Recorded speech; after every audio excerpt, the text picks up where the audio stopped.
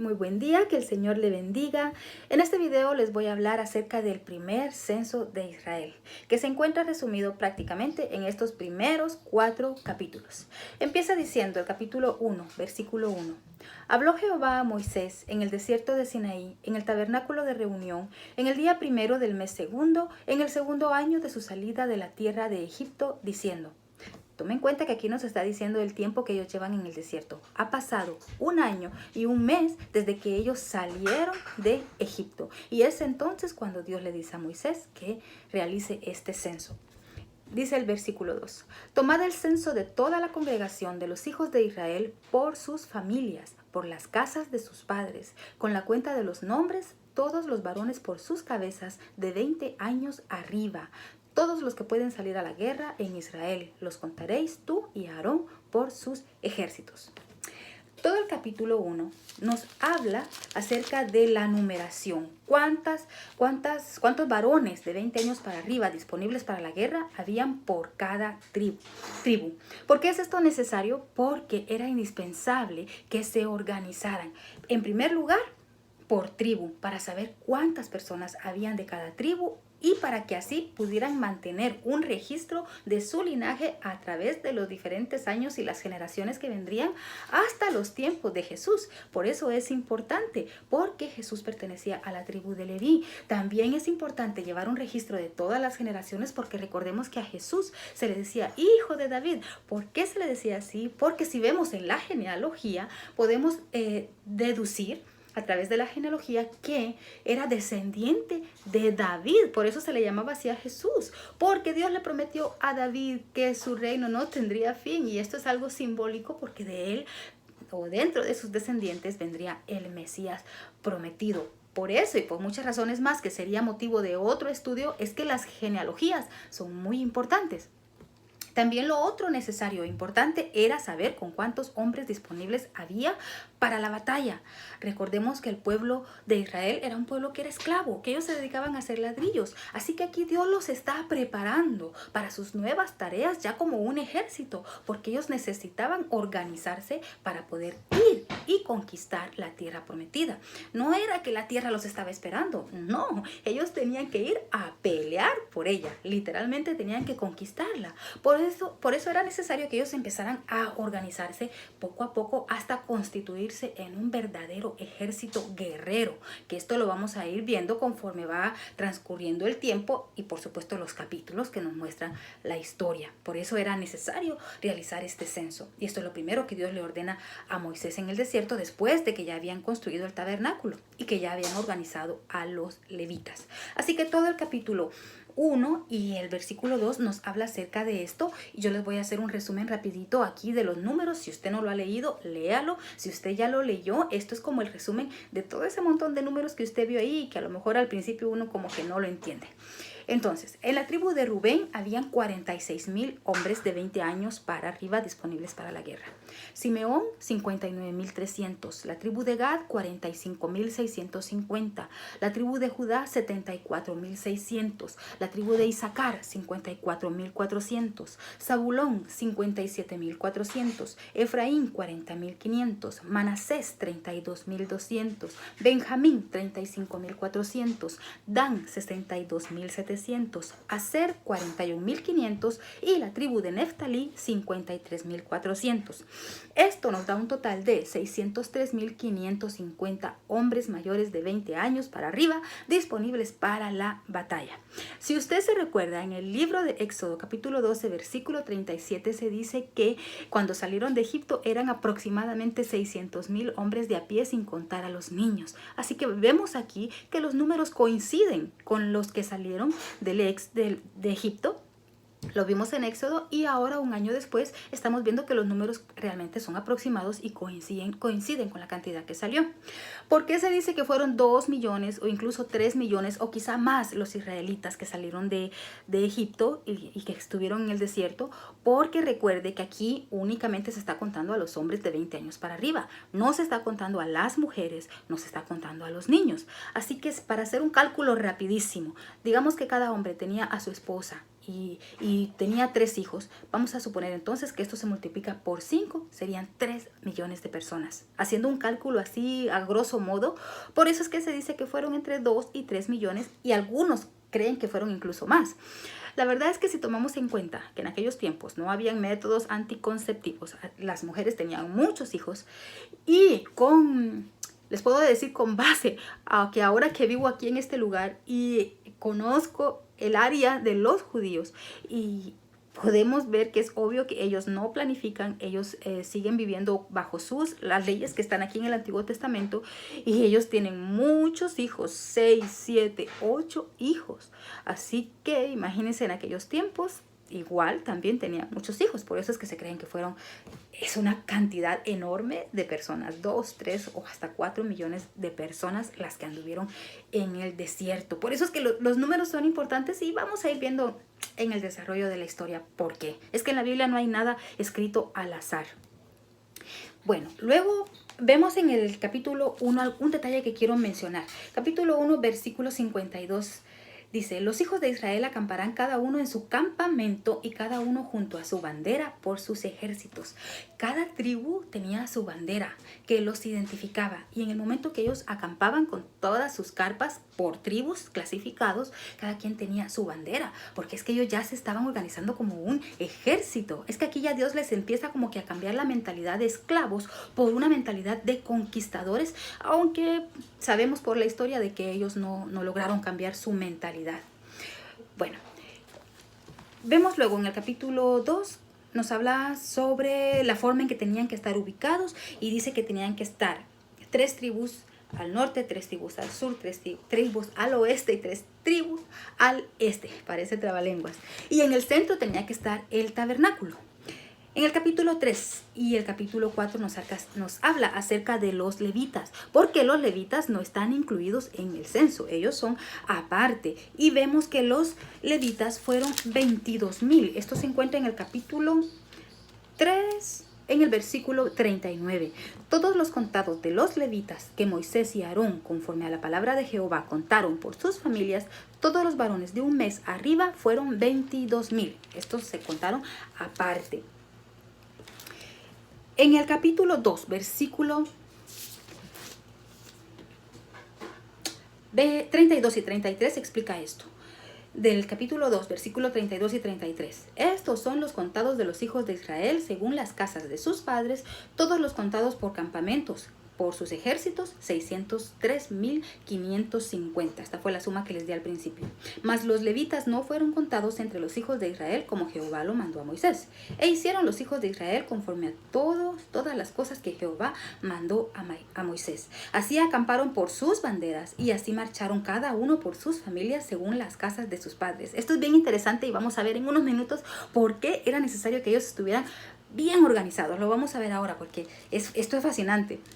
Luego en el capítulo 3, como les decía, y el capítulo 4 nos habla ya de un censo aparte que es para los levitas, que es de donde resulta aquí la suma de 22,000. Los levitas en total eran 22,000 y los levitas son los descendientes de Aarón, que en realidad eran 5 los hijos de Aarón, pero recordemos, si usted ha venido leyendo la Biblia continuamente desde Génesis hasta acá, o si usted ha venido viendo los videos desde el Génesis hasta acá, ya en uno de ellos yo les explicaba y les hablaba acerca de los 2 hijos de Aarón que murieron porque ofrecieron fuego extraño. Ellos son Nadab y Abiú, aquí están mencionados en el versículo 4 del capítulo 3. Entonces a Aarón le quedan 3 hijos. Esto lo vemos en el versículo 10 del capítulo 2. Dice, y constituirás a Aarón y a sus hijos para que ejerzan su sacerdocio, y el extraño que se acercare morirá. He aquí yo he tomado a los levitas de entre los hijos de Israel en lugar de todos los primogénitos. Esto ya lo vimos también en otro video, en donde los levitas sustituyen a los primogénitos que fueron rescatados cuando el ángel de la muerte pasó durante la última plaga en Israel. Esto ya lo vimos. Ahora bien, aquí también hay algo importante que lo voy a mencionar. Los 3 hijos que le quedaron a Aarón fueron Coat, Gerson y Merari. Son los 3 hijos que le quedaron a a Aarón. Y el total de estos 3 hijos con sus familias fueron 22,000 y cada uno de ellos tenía una función. Y mire qué importante la función que tenía cada uno de ellos, se lo voy a mencionar rápidamente. Los coatitas, o los descendientes de Coat, eran los que se encargaban de armar y desarmar el velo, cubrir el arca, la mesa de la proposición, los candelabros, etcétera. O sea, ellos tenían ya sus tareas específicas. Luego la tribu de Gersón, o los gersonitas, ellos tenían a su cargo la responsabilidad de desarmar, armar, colocar todo lo que tenía que ver con las cortinas y las pieles. Y por último, los meraritas, o los descendientes de Merari, ellos tenían a su cargo armar, desarmar, organizar, trasladar las tablas, las barras, las columnas, etc. ¿Por qué es esto importante? Mire, porque acuérdese que el tabernáculo era una carpa que se armaba y desarmaba. Y era enorme, grandísima. Y no cualquiera podía tocarla, únicamente los levitas. Y aquí a ellos se les clasifica para que cada quien sea responsable de un área, para poder hacerlo ordenadamente cada vez que tuvieran que trasladarse de un lugar a otro. Primero empezaban los coatitas quitando las partes más sagradas. No podía hacerlo otro de otra descendencia. No podían hacerlo los gersonitas ni los meraritas. Tenían que ser únicamente los coatitas. Ese era el trabajo de ellos. Luego de que ellos cubrieran o quitaran todas las partes, las principales partes, como era el velo, el arca. Después de que ellos ya cubrían todo eso, entonces venían los gersonitas y ellos seguían con la otra tarea, que era quitar todas las cortinas y las pieles que cubrían el tabernáculo. Y por último venían los meraritas y quitaban las tablas, todo lo que tenía que ver con las columnas. Y de la misma manera, pero al revés, lo hacían cuando les tocaba volver a armarlo. ¿Quién empezaba? Los meraritas. ¿Quién continuaba? Los gersonitas. ¿Quién terminaba? Los coatitas, colocando los últimos elementos, que eran los principales, ¿verdad? El arca del pacto y todos esos accesorios que llevaba el tabernáculo. Así que había un orden específico, una tarea específica para cada quien. Algo también aquí que quiero mencionar, no lo quiero dejar fuera, es en el capítulo 4. Quiero leer esto. Habló Jehová a Moisés y a Aarón diciendo: toma la cuenta de los hijos de Coat de entre los hijos de Leví por sus familias según las casas de sus padres. Lo mismo sucedió con los gersonitas y los meraritas. Y la edad de ellos de 30 años arriba. O sea, ellos podían ser sacerdotes de 30 años para arriba. Podían ir a la guerra los de las demás tribus de 20 años para arriba. Pero para ser sacerdote, los levitas tenían que tener 30 años. ¿Y esto por qué es importante? Porque Jesús inició su ministerio a los 30 años. Jesús es descendiente de la tribu de Leví. Por eso es que Jesús es el sumo sacerdote. Y empezó su ministerio a los 30 años. Como dije hace unos momentos, nada en la Biblia está escrito por casualidad. Es que todo se complementa de una manera perfecta, como únicamente se puede hacer y leer en la Biblia. Es que únicamente eso es la única explicación que tenemos para que la Biblia sea tan perfecta. Para concluir estos 4 capítulos, yo quiero explicarles o mostrarles este dibujito que yo hice, porque en alguna ocasión yo escuché un estudio en el cual decía que cuando las tribus acampaban alrededor del tabernáculo, formaban una cruz. Y yo recordaba eso, lo tenía bien presente. Y ahora que iba a presentarles este video, yo busqué en internet dibujos del tabernáculo y del campamento, cómo estaban organizados, pero todos los que salían estaban de forma cuadrada, estaban todas las carpas alrededor del tabernáculo. Y en realidad la Biblia es clara, y justamente como en ese estudio que escuché hace algunos años, la forma en que Dios especifica que se colocaran era al norte, a sur, este y oeste. No dice al noroeste. Entonces no tenían que colocarse en forma vertical y horizontal. Y mire qué interesante, porque en realidad cuando uno se pone a detallar esto, en realidad se forma una cruz. Y yo recuerdo que en ese estudio el pastor que estaba predicando decía qué maravilloso sería, qué impresionante, ¿no? Poder ver el tabernáculo desde las alturas, tener la posición desde Dios y desde arriba hacia abajo ver la cruz formada en el desierto. Es que yo me trato de imaginármelo y en verdad es algo impresionante. Y les repito, yo busqué la imagen en internet, pero no la encontré, estaba cuadrada, así que yo me di a la tarea, aquí se mira mejor, a la tarea de hacerlo. yo creo que por la luz no se va a ver bien, allí se ve un poco mejor. Entonces miren lo que hice, por eso es algo sencillito, ¿verdad? Yo lo hice ahí a la mano, pero lo que yo hice es que representé cada cuadrito. Ay, es que la luz molesta. Cada cuadrito lo representé en 10.000 unidades, de tal forma que, por ejemplo, vemos que aquí está la tribu de Judá, Isaacar y Zabulón, y ellos en total nos dan 186.000, así que yo puse cada cuadrito significa 10.000 familias. O sea, esto es algo sencillito, pero es que imagínenselo a gran escala. Entonces, en total, si usted hace las cuentas, si usted tiene la paciencia de hacerlo personalmente, es que es impresionante porque los números cuadran. Usted se va a dar cuenta que para este lado es más larga, podría decirse esta parte de la cruz. Luego arriba tenemos Efraín, Moisés y Benjamín, que ellos suman 108.100. Entonces aquí están representados en cuadritos de 10.000. Al otro lado tenemos a Dan, Neftalí y Aser, que suman 157.600. Y en el otro lado Rubén, Simón y Gad, que suman 151.450. Entonces, si lo representamos así como yo hice en grupitos de 10.000, aunque si alguien lo hace individual, serían un montón de puntitos, ¿verdad? En el desierto. Pero vemos que en realidad, cada uno colocado al norte, sur, este y oeste, y forman una cruz. Así que la imagen que Dios tenía desde el cielo era la de una cruz en el desierto. Algo más, que ya con esto estoy concluyendo. Mire, esta parte de acá la representa el tabernáculo. El centro de la vida de los israelitas era el tabernáculo. Y los demás tenían que estar colocados alrededor. Pero aún hay algo más. Mire, aquí alrededor, no sé si alcanza a ver, yo puse unos triangulitos. Esos triangulitos que están alrededor del tabernáculo representan a los levitas. Los levitas acampaban de acuerdo a cada tribu alrededor del tabernáculo. En un lado estaba solamente Aarón y Moisés y su descendencia, ¿verdad? Y sus hijos. Y del otro lado estaban los gersonitas, los coatitas y los... ¿Quién eran los otros? Los meraritas. Los meraritas. Entonces, imagínense, ellos estaban alrededor del tabernáculo para protegerlo, para que si alguno de las tribus quería acercarse al tabernáculo, moría. Tenía que atravesar primero el cerco de los levitas y era para protegerlos, porque obviamente tenían que estar limpios y puros para acercarse al tabernáculo, de acuerdo a lo que ya vimos en el libro de Levíticos. ¿Y qué me dice esto a mí? Bueno, el centro de nuestra vida tiene que ser Jesucristo. Esta cruz simbolizaba a Jesucristo ya en el Antiguo Testamento, en el tabernáculo. De hecho, el tabernáculo también es simbólico y representa a Jesucristo.